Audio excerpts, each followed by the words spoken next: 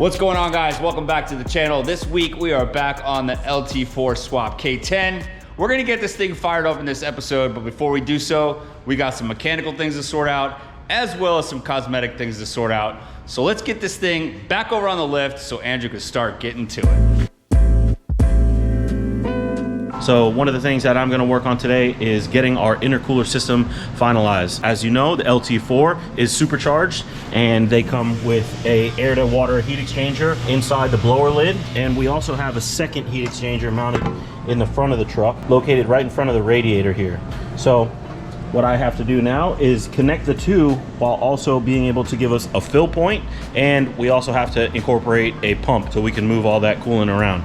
So what I have here is a 23 liter per hour Davies Craig intercooler pump. It's small, compact, doesn't draw tons of amperage, but it's very powerful. They actually come with their own little mount. You can see here this rubberized little isolator on it.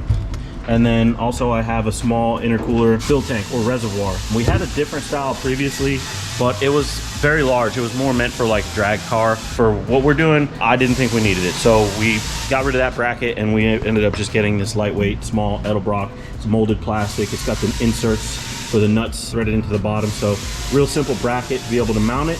It's got the 3/4 inlets and outlets. So what I'm gonna have to do now is make a bracket to mount this guy as well as mount this pump.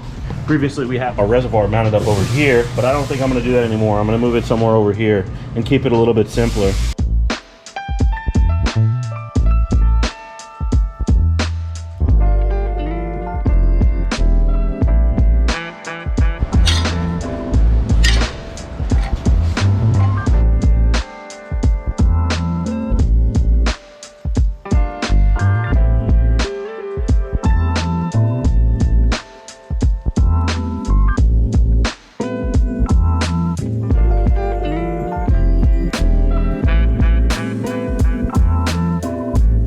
Now that our reservoir is mounted for our supercharger, we can go ahead and start mounting our Davies Craig fuel pump. This is going to be gravity fed. There's a main inlet, which is the top side here, and an outlet. They even have it marked with an arrow there. So just going to mount it to the core support. It's got a single mounting location with this rubber isolator, and we've got our spout going straight up, and then we'll have that bolted right onto the core support just like this.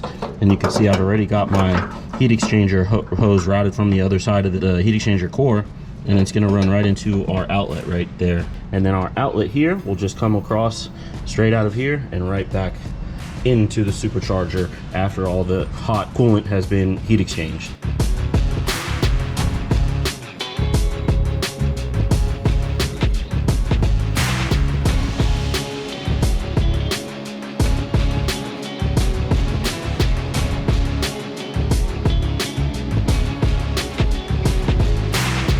All right, supercharger cooling system is completed. Everything's mounted, plumbed, and nice and tidy and neat. Our pump is wired in down here, ready to rock. So this portion is complete. Next on the list is some light cosmetic work.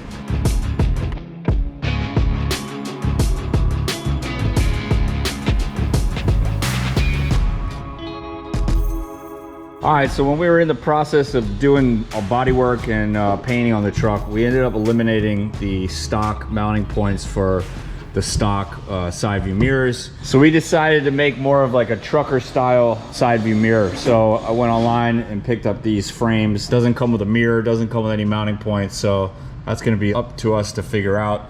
So we're gonna be mounting and installing these approximately in this area. So as you see, the top is way short or the bottom's long. One or the other, something needs to be modified. The more you go in, the less mirror you're gonna have. So we're gonna probably cut this top bar here. We have some tubing left over. Dave's gonna basically cut these, weld these new ones on. That way we have an extension that we'll be able to mount to our A-pillar up top. And then we're gonna make some kind of pan to insert a mirror.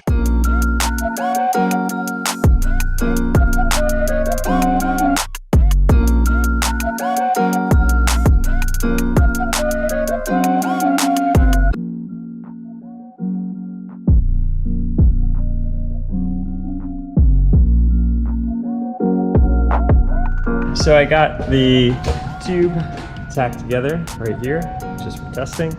I got my bracket bent, you see I got this matching the angle of the door. So next thing we're gonna do is hold this in place, mark my holes, drill them, put some rib nuts in, mount it up, and then I can take the tube off and then finish welding and then grind it down and make it smooth again.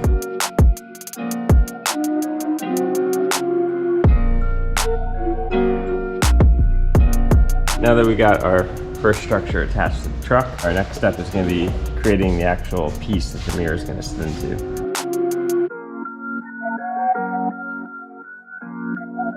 All right, so I made a little template here just to see if this idea is going to work out dimension-wise, and this is what I got.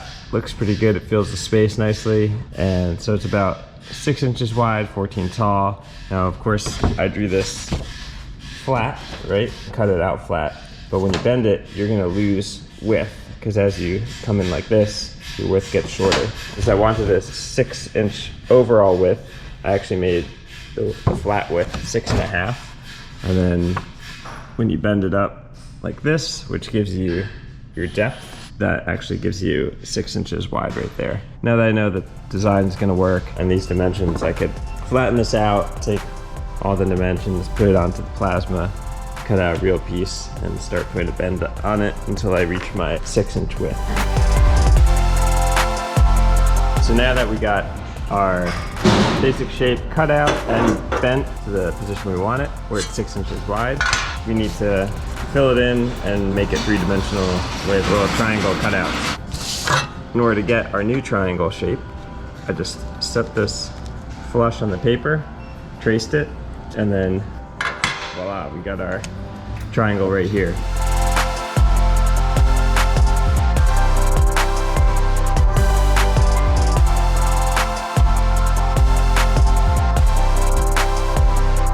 Alright, so we got our cool little mirror holder here, bracket here, and it's gonna sit something like this.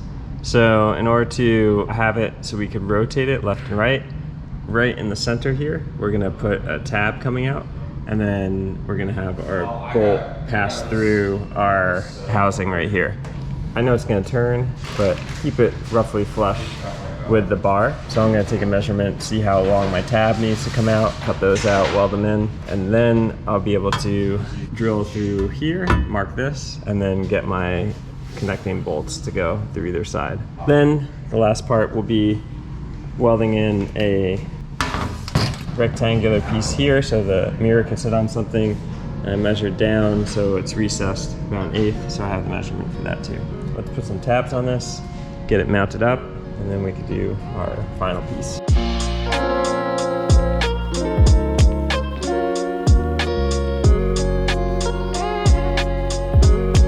So I got my little tabs welded on either side, here and here, and now it's ready to go into the frame housing. While it was up there, I put this little mark right here. That's gonna be a drill through hole, and then we're gonna have some sort of double nutting system here. So we'll have a bolt runs through, we'll have a nut to keep this tight, and then we'll have a nut on this side to keep this space tight as well.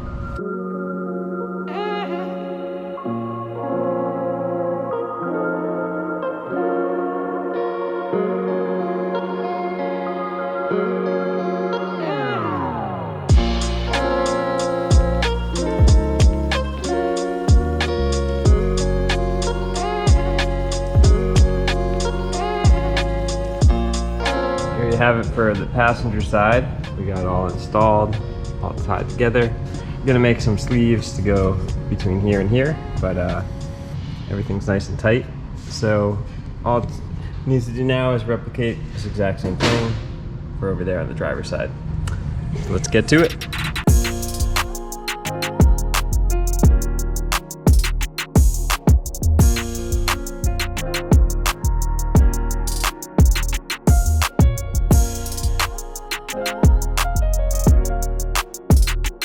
All right, so the second side, driver's side, is all finished up. I didn't bolt it down yet because we'll be taking it apart for paint. Looks nice and even. Go over to the other side. Tried to make them the same exact spacing. Now we just have to get actual mirrors to put on our plates here. All right, so I'm helping out Andrew make some bracketry for this K10. We got the power steering remote reservoir, and Andrew has made up these fancy looking aluminum brackets. This one is actually going to clamp or be bolted into the shock hoop tower. And this is going to get welded on like this. It leaves space for this band clamp. And then the bottom here, profile fits over there, and we'll get welded on there.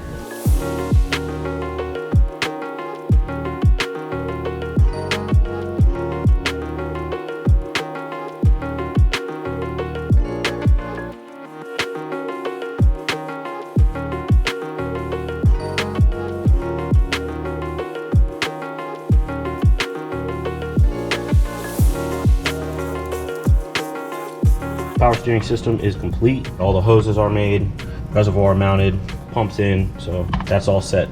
Now it's on to the next task. We have some wiring stuff to handle and some sensor installation. Our ECU now has our manifold pressure and our manifold temperature in 2 different sensors. So now I have to do is locate another sensor into the inlet manifold somewhere after the blower. I think what I'm gonna have to do is remove the blower to be able to drill a hole through here so I can fit my 3/8 MPT air inlet temperature sensor. Really don't want to do that, and I've been trying to figure out a different way to maybe get the signal out into a remote block or something like that, but it doesn't seem like that's gonna happen, because either way I would still have to drill a hole. So I could either put something in there, run a hose to a vacuum block, but I'm not sure if that's going to be the best representation of temperature. So I want to get it mounted directly into the manifold. I don't know if that's a bad thing because it'll be heat soaking, or if having it remote is a better idea, but in my experience, having it directly in the inlet manifold is going to give you the truest sensor reading. So I think that's what's going to happen. We're going to have to pull off the blower, pull the lid off, and tap a hole for our 3/8 MPT so I can put that temperature sensor in there. I've been contemplating it for a couple days now, figuring out what I'm going to do, but I think that's what we're going to have to do. I really wish that I could have used this sensor location as a reference, but this is only for negative pressure, not for positive pressure. So it's just one of those things. Got to do it to make it run. So let's get to it.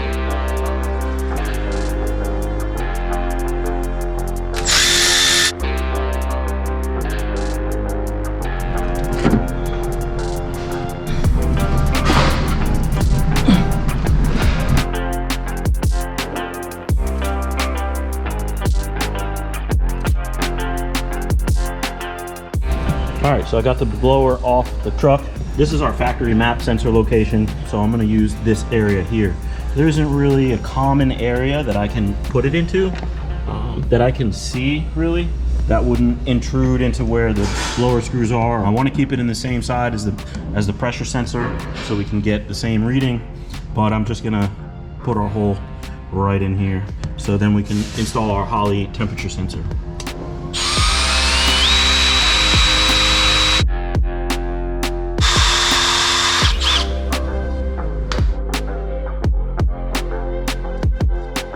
So I've got my second hole cut and tapped right here. Now we can just reinstall this and get this thing back on the engine.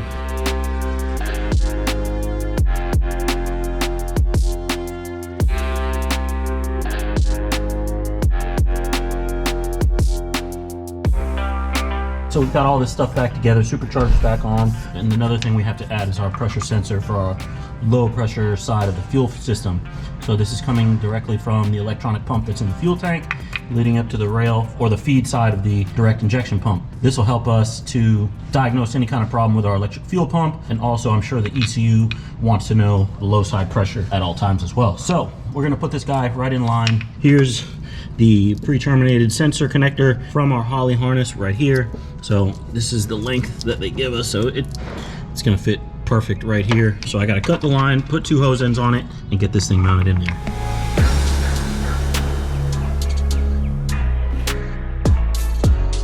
All right, pressure sensors installed in line. So now we'll have a proper signal to the ECU for our low side fuel pressure reading.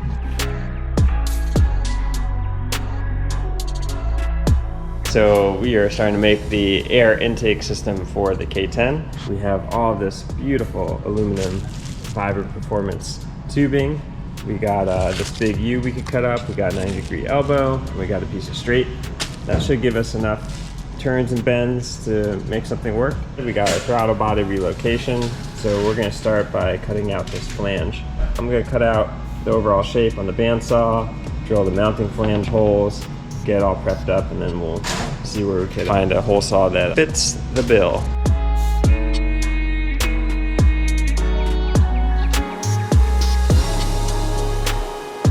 So we got our flange all cut, and we got all of our holes tapped. So I just tested it. Everything lines up really well. All these thread in nice and easy, no obstructions. So there's 2 more steps in making this flange. One is to get our center hole cut out, and then the other is just to polish it up and clean up the surface.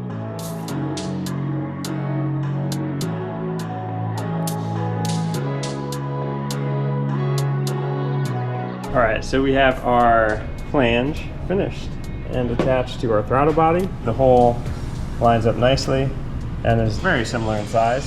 All the bolts line up, gasket lines up, shape, you know, matches pretty nicely. So now we could bring this over to Andrew over there and figure out exactly where he needs this to go and exactly what pipe needs to come out of the air intake to connect to this. Then we could start cutting some 4-inch OD pipe and start putting it all together.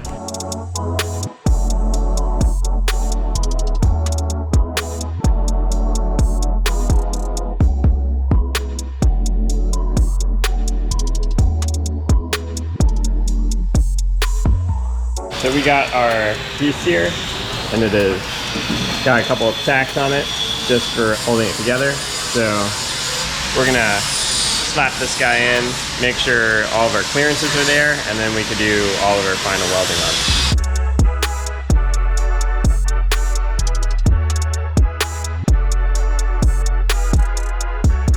All right, we got our piece all welded up, looking pretty good. We're gonna let this guy cool down a little bit, then we'll mount it back into the K10 over there, and then we'll be able to figure out once we mount the throttle body to it. All right, so we got our air intake for the K10 all situated. So we have this flange, the Holly flange, that the throttle body used to directly mount to. Instead, we welded a piece of 90 angle 4-inch aluminum tubing to it. We made our own flange for that to weld to, and then that flange we tapped and threaded, and we could have the gasket to mount the throttle body over here. That way, we were sandwiched too tight here to make a turn. We made the turn first, then have the throttle body. Harness plugs in nice and neat. We have a coupler, short piece of straight, and then we have another turn down to our filter that catches inside of the well over here, so away from all the heat of the motor and the radiator. And there's still a lot of airflow that's going to come in.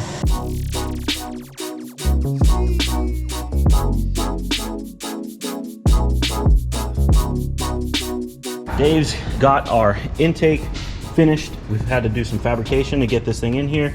It's all painted and installed now, so that's complete. Got all our hosing done, did some final wiring, getting our battery cables completed. As you can see, all of our power supply is 100% now. Last thing to do is get this thing filled with some fluids, load a tune in it, and then we should be ready for our first fire. Really excited to get this K10 project rolling out the door. So we've got some fresh Motul fluids for our brake system, as well as our 040 weight oil that we're going to be using for the engine, power steering fluid, as well as all the other things that we have to fill. We have a transfer case, front and rear differentials also need fluid.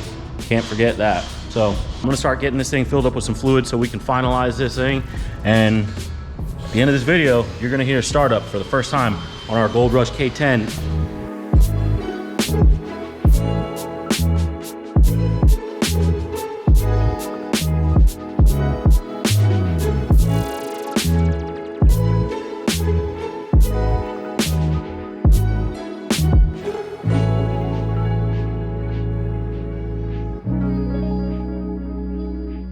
Space.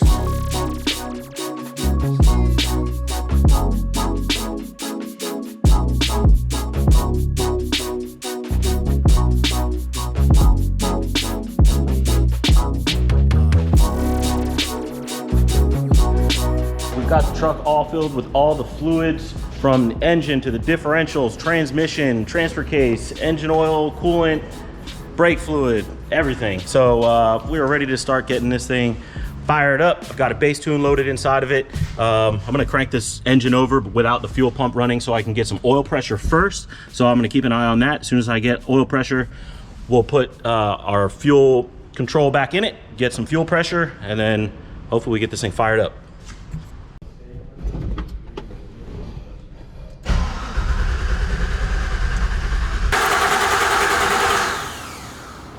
Key on.